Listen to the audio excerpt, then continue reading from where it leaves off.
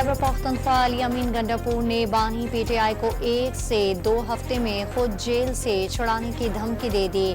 15 दिन में आसिरों को रिहा न करने पर अगला जलसा पंजाब में करने का ऐलान कर दिया।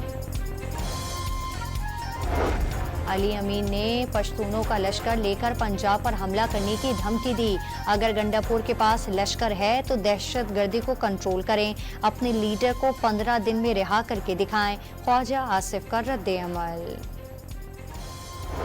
तहरीक इंसाफ के जलसे में आने वालों का पुलिस से टकराव, पथराव से एसएसपी समेत कई एहलकार जख्मी। पुलिस ने शेलिंग करके रैली को मुंतशिर कर दिया। मुकर्ररा रास्ते से हटकर आने पर रोका गया।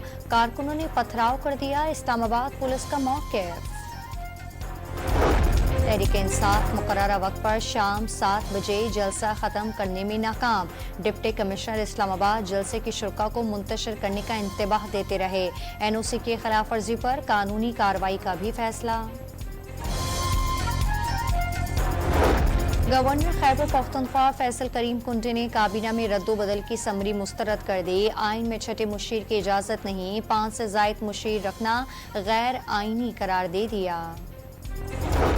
कौमी असम्बली का इजलास आज शाम 5 बजे पार्लियामेंट हाउस में होगा। इजलास का 8 नुकाती एजेंडा जारी कर दिया गया। सेनेट का इजलास भी आज तलब कर लिया गया। वज़ीर-ए-आज़म ने मुल्क भर में पोलियो मुहिम का इफ्तिताह कर दिया। 4 सूबों में आज से मुहिम का बाकायदा आगाज होगा। 7 रोज में 3 करोड़ से ज़ायद पोलियो को बचाव की वैक्सीन पिलाने का हदफ। नाइजीरिया में ऑयल टैंकर के धमाके में 48 अफराद हलाक हो गए। पेट्रोल से भरा टैंकर मवेशियों और मुसाफिरों को ले जाने वाली गाड़ी से टकरा गया था। और आईसीसी का वफ्द चैंपियंस ट्रॉफी की तैयारियों का जायजा लेने आज पाकिस्तान आएगा। कराची, लाहौर और रावलपिंडी के क्रिकेट स्टेडियम की अपग्रेडेशन का मुआयना करेगा।